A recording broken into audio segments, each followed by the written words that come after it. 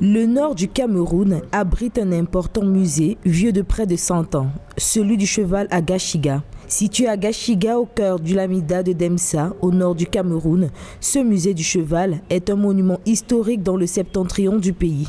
C'est ici que vers les années 1928, les Peuls, clan ethnique du nord Cameroun, ont remporté de nombreuses batailles face aux Allemands. À ce jour, les vestiges résistent à l'ère du temps et les gardiens du temps témoignent. Comme vous le voyez, c'est des anciennes cases, des anciennes habitations, mais qui datent de l'époque. Il faut aussi comprendre qu'avec le temps, justement, le Lamida aussi s'est développé, a grandi. Juste à côté, vous avez des bâtisses plus modernes. Mais justement, pourquoi est-ce que tout ceci n'a pas disparu? C'est tout simplement parce que le Lamida veut aussi conserver une certaine histoire. Ce musée historique s'entend sur 500 mètres carrés. À l'intérieur, on y trouve des œuvres d'art taguées de terre cuite ainsi que des anciennes voitures de marque utilisées par des Allemands, mais également des accessoires traditionnels propres aux guerriers, lesquels font tout le charme du musée. Dans ce musée, ce qui me marque vraiment, ce sont les voitures. Les voitures qui datent depuis 1940, 1970 et aussi pratiquement les chevaux aussi qu'ils ont utilisés. Le Lamida de Demsa, où se trouve le musée, le cheval est très précieux. Le musée d'ailleurs, dans sa propriété, entretient plus d'une centaine de chevaux. Chaque année se célèbre la fête du cheval, communément appelée Fantasia. Et dans ce musée, vous allez retrouver que ce soit les vestiges, que ce soit les objets, que ce soit les peintures muraux, qui retracent un peu, d'une manière ou d'une autre, toute la composition de ce Lamida et une petite histoire même de comment est-ce que ce Lamida a été fondé. Pour nous, nous pensons que le cheval est au centre de ce Lamida parce que le cheval a, si je dois dire, surlevé le Lamida de Demsa sur tous les trônes.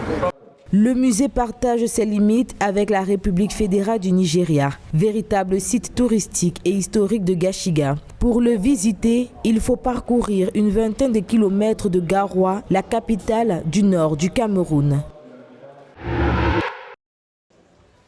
Dans ce restaurant aux saveurs sahéliennes situé à Tinga Briqueterie, un quartier populaire de Yaoundé, des clients pas très habitués des lieux sont attablés.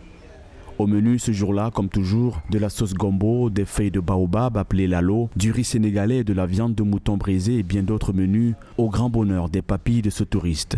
Et depuis que je suis en train de découvrir la Cannes, je me suis toujours dit qu'il fallait que je vienne ici, découvrir le lieu, goûter un peu les saveurs du lieu également, et puis rencontrer les gens. Donc c'est ce que j'ai décidé de faire aujourd'hui. Et j'ai bien mangé, et puis je suis content. Et puis la dernière chose qui me manque, c'est ce petit pain-là, donc avec la bonne viande et surtout la sauce qu'on met à l'intérieur, et puis la dernière bonne chose, le bon piment.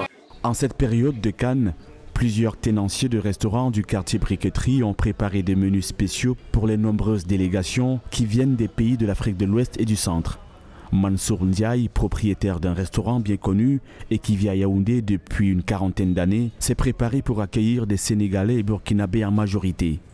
Nous avons des spécialités en couscous, couscous gombo, couscous diri. Ce n'est pas du couscous de mil, c'est du couscous en forme de boule, c'est fait avec du riz, c'est écrasé. Et les gens aiment beaucoup ça. Nous recevons beaucoup, mais la plupart qui sont venus ici, c'est vraiment des Burkinabés, qui viennent tous les jours, ils viennent en masse.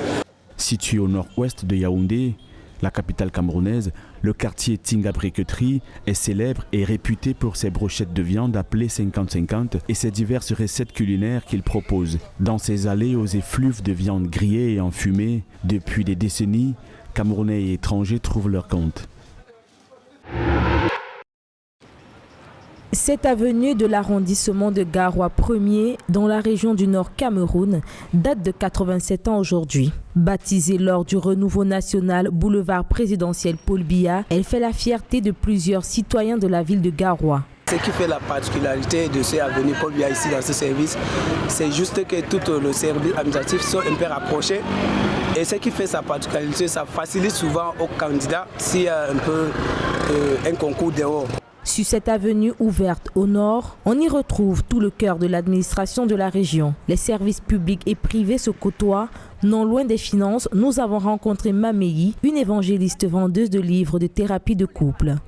Quand les gens sont dans les bureaux, ce sont eux qui comprennent bien comment ça se passe, les livres. Et d'autres disent qu'ils ne connaissent pas lire. C'est pourquoi je suis ici pour tout le monde. Je suis au boulevard là pour tout le monde. Grâce à la CAN Cameroun 2021 qui se joue actuellement à Garoua, ce boulevard s'est métamorphosé. Garoua, au nord du Cameroun, doit cela au président Paul Biya qui a amorcé le processus de décentralisation de la région. La décentralisation est rentrée dans une phase accélérée grâce aux actes du chef de l'État. Effectivement, vous voyez que les choses bougent déjà dans ce sens, dans le transfert de compétences et dans la prise en main de ces processus de développement par les collectivités territoriales décentralisées au niveau régional.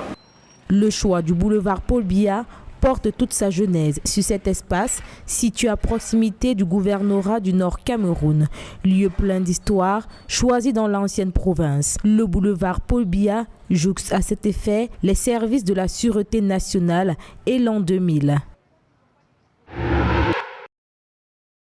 Le 29 janvier 2022, Cameroun-Gambie, premier match des quarts de finale de la Coupe d'Afrique des Nations. Depuis le début du tournoi, les deux équipes ont un parcours sans faute et identique de 3 victoires et 1 nul. Les Scorpions gambiens font partie des surprises du tournoi. Première participation et progrès jusqu'en quart de finale. Les joueurs de l'entraîneur belge Tom Saintfiet évoluent sans complexe, ayant assuré l'essentiel d'une participation honorable. Contrairement à leur adversaire camerounais qui veut soulever le trophée. Aboubakar Vincent et ses coéquipiers ont jusqu'ici eu du mal à s'en sortir face à des équipes moins expérimentées. Nul contre le Cap-Vert, 1 but partout, une courte victoire sur le Comore, 2-1. Après le match Cameroun-Gambie, ce sera la deuxième rencontre des quarts de finale. Ce même 29 janvier à 20h, le Burkina Faso va rivaliser la Tunisie. Les Tunisiens ont gagné en confiance en éliminant 1-0 la meilleure équipe de la phase des poules. Le Nigeria, qui totalisait 9 points sur 9. Les Burkinabés, eux, ont eu maille à partir en 8e de finale avec le Gabon. Bertrand Traoré et les siens ont décroché leur qualification au terme de la fatidique épreuve des tirs au but. Le match Burkina Faso-Tunisie va se disputer au stade Roumdé Adia de Garoua.